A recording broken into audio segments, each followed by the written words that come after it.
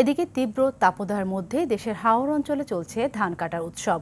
কিশোরগঞ্জের এক ফসলি হাওরে অনুকূল পরিবেশ ও রোগবালাই কম হওয়ায় এবার বোরো ধানের আবাদ ভালো হওয়ায় খুশি কৃষকরা।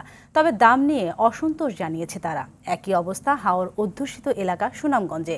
নেত্রকোনা হাওরগুলোতে শুরু হয়েছে ইরি বোরো ধান কাটা। প্রতিনিধিদের পাঠানো তথ্য ছবিতে সৈয়দা সামিয়া তামান্নার রিপোর্ট। ওয়ালটন ফ্রিজ কিনে অনেকের মতো আপনিও হয়ে যেতে পারেন মিলেনিয়াল। সেরা পণ্যের সেরা অফার। সোনালী ধান আর তার মোমো গন্ধে সয়লাব কিশোরগঞ্জের হাওড়াঞ্চল।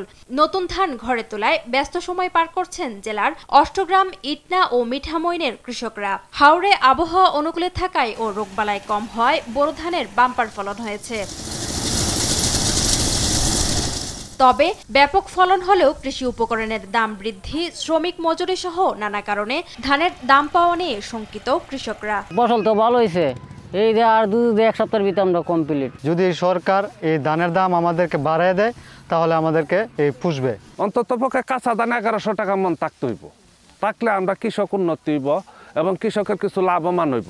আমরা যে গৃহস্থী করি, গৃহস্থীর মধ্যে যে খরচ, সেই খরচ মিলে যে ধানটি করি, ধান বিক্রি করার মতন এই যে দামে গিয়ে পোষায় না। কৃষকের যদি ধানের দাম না পায় আমাদের রস পড়ে কেমন, এই জন্য আমরা আবেদন করি সরকার যেন কৃষকের ধানের দাম বাড়া দেয়। হাওর অধ্যুষিত সুনামগঞ্জ জেলায়ও বোরো ধানের বাম্পার ফলনে উৎসবের আমেজ দেখা দিয়েছে কৃষকদের মাঝে। জেলার ছোট বড় 133টি হাওরে চলছে ধান কাটা, মাড়াই ও প্রক্রিয়াজাতকরণের কাজ। তবে ফড়িয়া ও মধ্যস্বত্বভোগী সিন্ডিকেটের কারণে ধানের ন্যায্য মূল্য পাওয়া নিয়ে হতাশ চাষিরা। জমিতে যে পরিমাণ খরচ আসে এর এই পরিমাণ অনুযায়ী ধানের ন্যায্য দামটা আসলে মিলে না। কৃষকের দাবিটাই হইল কারণে কৃষকের কতই লোকের দামটা বাড়ায় একটু সরকারি। তবে সরকারি ধান সংগ্রহ কার্যক্রমে মধ্যস্বত্বভোগীদের কোনো অস্তিত্ব থাকবে না বলে জানিয়েছেন এই কর্মকর্তা। ফরিয়াদের কোনো অস্তিত্ব থাকবে না, সরাসরি কৃষক আমাদেরকে সরকারি গুদামে ধান দিতে পারবে। আশা করি প্রত্যেকটা যে সকল লটারিতে বিজয়ী হবে প্রত্যেকটা কৃষকই অত্যন্ত আনন্দ চিত্তে তাদের উৎপাদিত ধান 32 টাকা কেজি দরে সরকারি গুদামে সরবরাহ করতে সক্ষম হবে। এদিকে নেত্রকোনার হাওরগুলোতে শুরু হয়েছে ইরি বোরো ধান কাটা। এটি দ্রুত শেষ করতে হারভেস্টার মেশিন সহ নানাভাবে সাহায্য করছে জেলা প্রশাসন। ধান কাটার সঙ্গে সঙ্গেই পাইকারদের কাছে ধান বিক্রি করে দেয় কৃষকদের সুবিধা হয়েছে বলে জানান কৃষি বিভাগের এই কর্মকর্তা।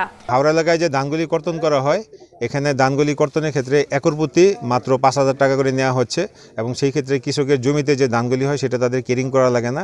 ওইখানে আরেক ধরনের আপনার পাইকারি বিক্রেতা আছে যারা কৃষকের ধানগুলি এখান থেকে কিনে নিয়ে যাচ্ছেন।